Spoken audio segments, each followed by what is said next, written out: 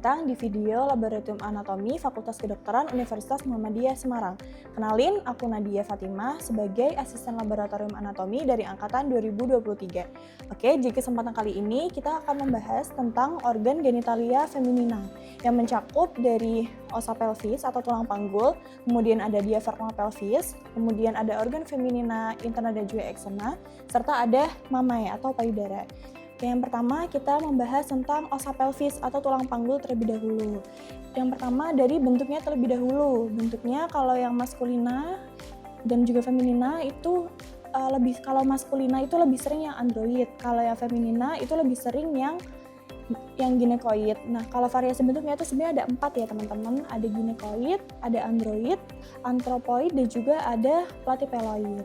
Kemudian bentuk karakteristik dari pelvis cewek dan juga cowok, maskulina dan juga feminina itu ada beberapa perbedaan. Kalau yang feminina itu dia lebih lebar untuk apertura pelvis superiornya atau PAP-nya. Kemudian dia juga kedalamannya tuh lebih dangkal daripada yang maskulina. Kemudian dari sudut arcus pubisnya di sini dia lebih lebar yang feminina dibanding maskulina. Nah, perbedaan tadi itu untuk menunjang wanita saat proses kehamilan dan juga persalinan. Kemudian ada yang namanya konjugata. Konjugata itu ada 2, ada konjugata vera obstetrica dan juga konjugata vera anatomica. Kalau konjugata vera yang anatomika itu dia setinggi dari promontorium sampai ke tepi atas simfisis. Kemudian kalau yang konjugata vera obstetrica itu dia dari promontorium sampai ke tepi bawah simfisis di sini. Kemudian untuk bidang Hodge, dia ada 4 bidang Hodge. Bidang Hodge sendiri fungsinya untuk menilai penurunan kepala janin saat proses persalinan. Ada 4 bidang Hodge. Yang pertama yaitu setinggi tepi atas simfisis pubis. Kemudian bidang Hodge 2 itu setinggi tepi bawah simfisis pubis. Kemudian bidang Hodge 3 itu setinggi spina ischiadica di sini. Kemudian bidang Hodge 4 itu setinggi ujung bawah dari os coccygeus. Untuk anatomi lebih lengkapnya kita sudah belajar di blok 2, silahkan teman-teman mereview kembali. Oke, kemudian kita lanjut ke diafragma pelvis. Nah, diafragma pelvis itu adalah dasar panggul yang dibentuk dari lapisan otot dan juga fascia. Untuk struktur penyusun utamanya ada 2 otot ya, ada musculus levator ani dan juga musculus coccygeus. Musculus levator ani itu dibagi menjadi 3 bagian, ada musculus puborectalis, ada musculus pubococcygeus dan juga ada musculus iliococcygeus. Kemudian di bagian posteriornya itu ada musculus coccygeus. Jadi diafragma pelvis itu dia nanti ada di sini. Nah, bagian sini. Nah, terus ada hiatusnya juga. Hiatus itu ada lubangnya. Ada 2 hiatus di diafragma pelvis. Yang pertama ada hiatus urogenital, kemudian ada hiatus analis. Kalau yang hiatus urogenital berarti nanti dia akan dilewati oleh ostium uretra eksterna di sini dan juga ostium vagina kalau pada wanita. Kemudian ada hiatus analis, yaitu nanti dia akan dilewati oleh kanalis analis. Kemudian di sini di diafragma pelvis itu dia ada lipatan peritoneum atau cekungan peritoneum. Dia ada 2, disebut excavatio. Ada excavatio vesicouterina di sini. Kemudian ada excavatio rectouterina. Dia di sini. Nah, kalau sesuai namanya ya, dia penyebutannya kalau excavatio vesicouterina berarti dia antara vesica urinaria dan juga uterus. Nih, ini kan ada lipatan nih. Nah, ini namanya excavatio vesicouterina. Kemudian ada excavatio rectouterina, berarti dia di antara rectum dan juga vesica urinaria. Dan juga uterus, maaf. Rectouterina di sini. Atau disebut juga pouch of Douglas atau cavum Douglas. Kemudian ada satu lagi nih, ada ruangan atau namanya cavum Retzii. Dia bukan lipatan tapi dia ruangan. Ruangan di antara simfisis pubis dan juga vesica urinaria. Disebut cavum Retzii. Oke, jadi kalau di sini cavum Retzii, yang ini cavum Douglas atau excavatio rectouterina, kalau yang ini excavatio vesicouterina. Oke, terus kita lanjut ke organ genitalia feminina, dibagi menjadi 2. Ada organ genitalia feminina yang interna dan juga eksterna. Perbedaannya itu, kalau yang interna dia sebagai berperan langsung untuk proses fertilisasi, ovulasi, persalinan dan juga kehamilan. Sedangkan kalau yang organ genitalia yang eksterna itu dia sebagai proteksi dan juga sebagai respons seksual dari wanita. Oke, di sini kita bisa lihat untuk kita bahas dulu yang organ genitalia yang interna. Dia ada 4 organ ya teman-teman. Ini yang pertama dia ada ovarium.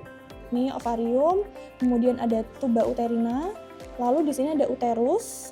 Nih kalau kita buka seperti ini, uterus dan juga ada vagina.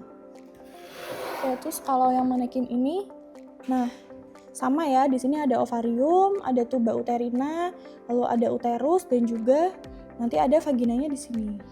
Nih sama. Oke, kemudian kita bahas satu persatu dari ovarium terlebih dahulu. Nih, ovarium itu dia letaknya di fossa ovarica di dinding lateral pelvis. Jadi di panggul samping nanti ada cekungan sebagai letak dari ovarium. Kemudian ovarium ini dia digantung oleh 3 penggantung. Ada ligamen suspensorium ovarii, kemudian ada ligamen ovarii proprium yang ini, ligamen ovarii proprium, kemudian ada mesovarium. Fungsi dari ovarium sendiri itu ada 2, ada fungsi endokrin dan juga eksokrin.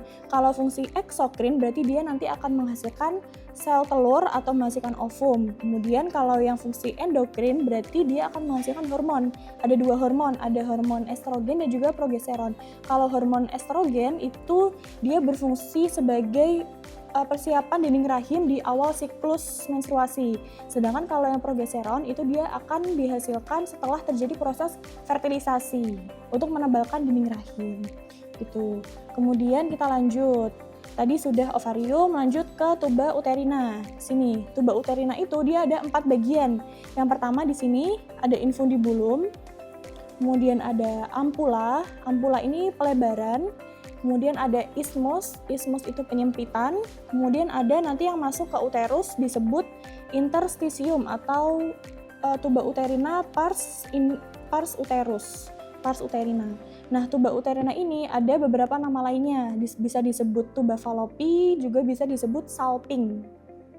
Oke, tadi di bagian infundibulum itu dia ada kayak apa namanya ya, dia bentuknya kayak jari, namanya fimbria. Fungsinya ini ya, fimbria ini fungsinya untuk menangkap ovum hasil dari ovarium nanti akan didorong masuk ke tuba fallopi, seperti itu. Kemudian tempat fertilisasi paling sering di tuba uterina itu ada di ampulanya di sini. Oke, kemudian kita lanjut ke uterus. Ini ya, uterus, dia bagiannya itu ada fundus, sini di atas, paling atas namanya fundus, kemudian ada badannya, berarti ada korpus, kemudian di sini ada isthmusnya, penyempitan, kemudian di sini yang kayak ada gelombang-gelombang nih, namanya cervix uteri, atau leher rahim, ya disebut leher rahim. Kemudian ada cavum uteri itu ruangan di dalam uterus. Biasanya jadi ovum itu nanti akan masuk ke uterus di cavum uterinya ini. Oke, kemudian dari lapisan ototnya ada 3. Dari luar namanya perimetrium, dia di perifer. Kemudian bagian tengah itu myometrium, dia yang paling tebal. Kemudian ada yang paling dalam, ini dia namanya endometrium. Endometrium ini nanti dia akan meluruh bersama ovum saat proses menstruasi. Kemudian di bagian sini ada yang namanya porsio ya. Ini porsio, ada porsio vaginalis dan di atasnya ada porsio supravaginalis. Supravaginalis berarti di atas dari porsio vaginalis. Oke, kemudian lanjut ke vagina. Nih, vagina ini dia fungsinya sebagai jalan koitus. Koitus itu kalau teman-teman belum tahu artinya adalah hubungan badan, kemudian sebagai jalan lahir dan juga sebagai jalan menstruasi. Nah, di sini kalau dilihat ada kayak celahnya ini kayak ada lekukannya namanya fornix. Nih, namanya fornix vaginalis, ada yang anterior dan juga ada yang posterior dan nanti ke samping itu ada yang lateral. Kemudian di sini ada rugenya. Ada gelombang-gelombangnya nih namanya ruge vaginalis. Seiring bertambahnya usia, ruge ini nanti akan menghilang. Jadi biasanya kalau lansia itu rugenya sudah tidak terlalu bergelombang seperti itu. Kemudian ada ostium vagina, lubangnya vagina. Nah, di tepi ostium vagina itu di sini dia ada namanya himen. Himen itu dia ada beberapa variasinya. Ada bentuk namanya anularis, lalu ada semilunaris, ada cribriformis, ada imperforata dan juga septata. Nanti bisa dicari untuk bentuk-bentuknya.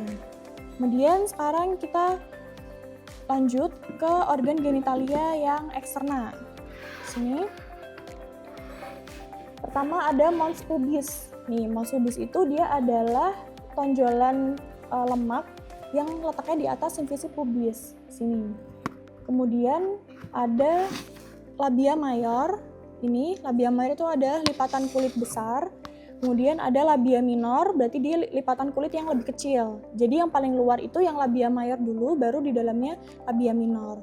Kemudian di sini di atasnya labia minor, ini paling atasnya ada namanya klitoris. Klitoris ini sebagai organ erektil pada wanita untuk respon seksual.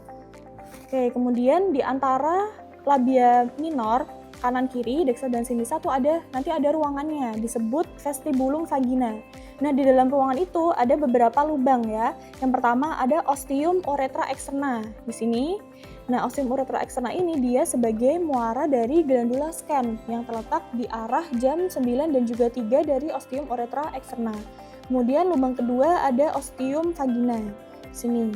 Ostium vagina dia juga sebagai muara dari glandula Bartolini sebagai arah jam 5 dan juga 7 dari ostium vagina. Sini. Jadi ada dua lubang ya, kalau wanita itu ada lubang pipisnya itu sendiri dan lubang jalan lahirnya itu sendiri. Oke, kemudian di belakangnya vestibulum dia ada namanya perineum. Perineum itu dia adalah jaringan tipis yang letaknya di antara anus dan juga ostium vagina. Nah, biasanya kalau misal ada ibu melahirkan, kepala janinnya itu terlalu besar, nanti perineumnya yang digunting agar mempermudah jalan lahir. Jadi perineum itu di sini. Oke.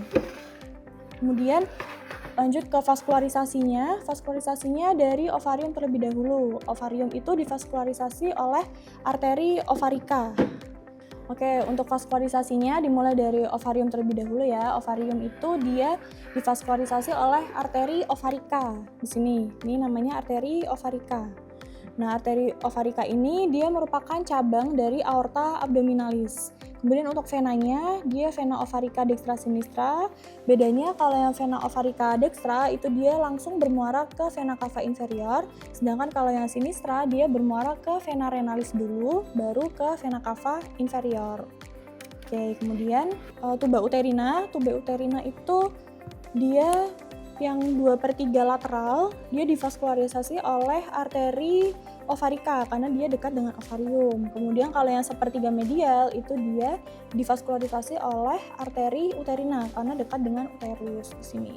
Kemudian untuk venanya dia divaskularisasi oleh vena, akan bermuara ke vena ovarika dan juga vena uterina. Kemudian untuk uterus ini dia divaskularisasi oleh arteri uterina, merupakan cabang dari arteri iliaca interna. Kemudian untuk venanya dia dari plexus venosum uterina bermuara ke vena iliaca interna. Lalu untuk vagina dia divaskularisasi oleh arteri vaginalis dan juga arteri uterina, dan venanya itu dari vena vaginalis yang plexus vena vaginalis bermuara ke vena iliaca interna. Oke, kemudian kalau yang genitalia yang eksterna, vaskularisasinya dari mons pubis itu dia divaskularisasi oleh arteri pudenda eksterna. Sini, kemudian untuk yang labia mayor minor dia sama divaskularisasi oleh arteri labialis posterior. Lalu klitoris divaskularisasi oleh arteri profunda clitoridis. Lalu glandula Scans dan juga Bartolini itu divaskularisasi oleh arteri pudenda yang interna. Oke, ini kalau teman-teman masih bingung yang genitalia eksterna, ini bentuknya kayak gini ya, genitalia eksterna. Jadi ini ada mons pubisnya di sini, lalu ini labia mayor. Nah, yang ini di dalamnya ini labia minor. Nih. Labia yang minor. Kalau yang ini tuh dia anus nih, perineum di sebelah sini. Oke, mamae itu payudara. Jadi kita udah nggak boleh ngomong payudara, ngomongnya mamae. Mamae dilihat dari luar terlebih dahulu. Dari luar dia ada namanya papila mamae ini atau disebut puting susu. Kemudian ada yang mengitari di sekitarnya, ini namanya areola mamae. Nah, terus mamae ini dia digantung oleh ligamen suspensorium mammaria. Oke, kemudian kita bahas lapisan yang dari dalamnya. Di sini ada muskulusnya, ada muskulus pectoralis yang mayor. Kemudian di sini ini os costa. Kemudian di antara os costa ini ada muskulusnya namanya musculus intercostalis. Kemudian di sini yang kuning-kuning ini namanya adiposa atau jaringan lemaknya.